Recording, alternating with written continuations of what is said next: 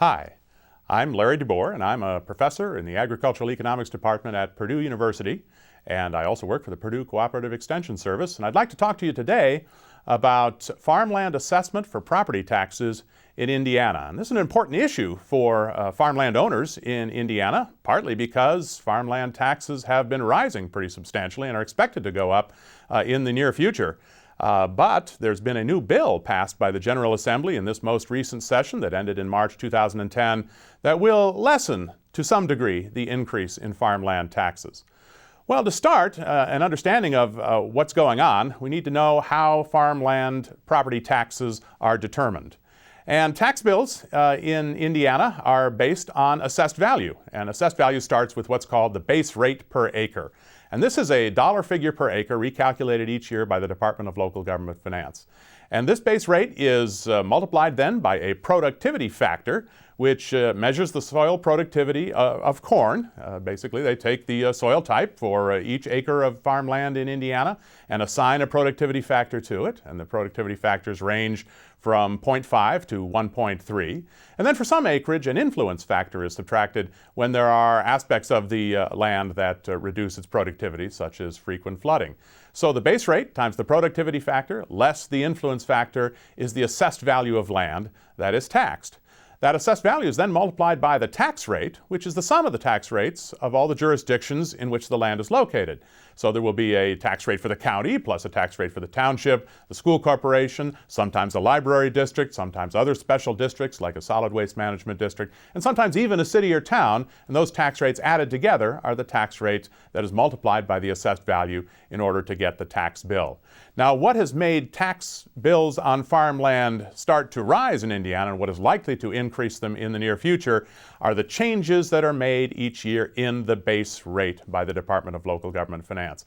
If you take a look, you can see that for a long time, from the early 1980s into the early 2000s, nothing much happened to the base rate. The base rate was actually negotiated between farm interest groups and the Department of Local Government Finance during that period. But in December of 1998, the Indiana Supreme Court threw out our old method of assessing property, all property, not just farmland, and asked that assessments be done based on objective measures of property wealth. And even though farmland was not required to be assessed based on its market value, still a formula was required that was based on objective data and was a measure of property wealth. And that's what caused the big increase for taxes in 2003 in the base rate. Well, what you see more recently are some continual increases from a low of $880 per acre for taxes payable in 2007, all the way up to an expected rate of more than $1,600 by taxes in 2013. At the moment, for taxes in 2010, the base rate is $1,250. Now, where does that come from? How is that calculated? In order to understand what's going on, you need to know a little bit about how the base rate is calculated. And if you take a look at this chart, you'll see that it is an average of 6 years worth of data from 2001 to 2006. And it's called, what this is a capitalization formula. We take net income, either measured by cash rent or by a calculation of operating costs, which is calculated by corn and bean prices times corn and bean yields less costs, and those figures are divided by a capitalization rate, which is a farm loan interest rate that comes from the Chicago Federal Reserve, and that gives what's called the market value in use for both cash rent and operating costs. Then those two numbers are averaged together so that each year you get a capitalized value of net income. And what the capitalized value is the amount that a prudent investor would pay for that net income, to receive that net income each year if they wanted the rate of return equal to that interest rate. And that is a recognized way of measuring property wealth, so it satisfies the Supreme Court's requirements. Well, we average over 6 years, and as you can see, the base rate for taxes payable in 2010 averaged out to $1,250.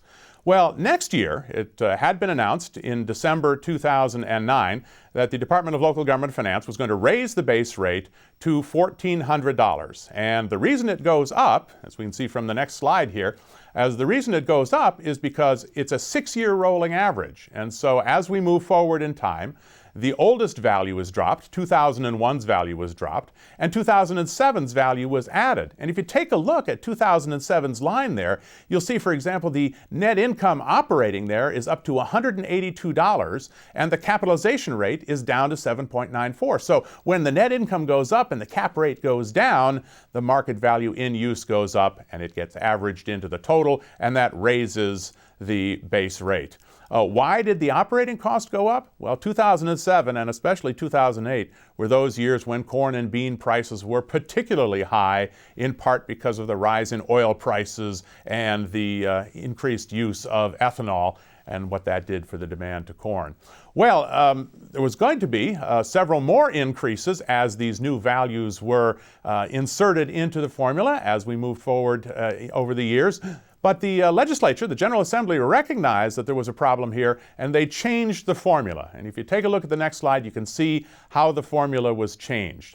In fact, the new formula says we're going to take those 6 years and we're going to look for the highest value, the highest capitalized value, and we're going to drop that number. So for taxes payable in 2011, the figure 1914 there, 1,914, is going to be dropped, and that will reduce the average from $1,400 to $1,290. Well, it still means it's an increase from the current $1,250 to $1,290, about a 3% increase, but it would have been a 12% increase up to $1,400. Instead, it will only be a 3% increase. Well, if we look forward in time, we can make some pretty good guesses about what the base rate of farmland is going to look like in 2012 and 2013. And the reason for that is because we know what the formula is and we know what the data is. The data for 2012, as you see on the next slide, runs from 2003 to 2008. Now, when you take a look at 2008, take a look at those operating costs and the land rent as well. $221 per acre on operating costs, and again, that's because the price of corn and beans were so high. And then the cap rate dropping from 7.9 to 6.56, and that's the Federal Reserve reducing interest rates in response to the recession. And take a look at that capitalized value in the bottom right there, 2729, an enormous number for to be added into the base rate. Well, under the new formula, that number is going to be dropped, and so the average market value in use will be $1,500. Next slide will show you what it is likely to be for taxes payable in 2013. We don't have complete data for this, so this is will be accurate within $10 or $20 probably, and you see it's up to $1,620. Again, the figure 2729 from 2008 is going to be dropped in the new formula. Well, that means that farmland base rate is going to go up for sure. But it will not go up as much as had been expected, as it would have had not Senate Bill 396 in the legislature in March 2010 been passed. We have a little bit more to say about the base rate of farmland and farmland property taxes and the effect of Senate Bill 396, and we'll take a look at that on the next interview right here from Purdue University. I'm Larry DeBoer.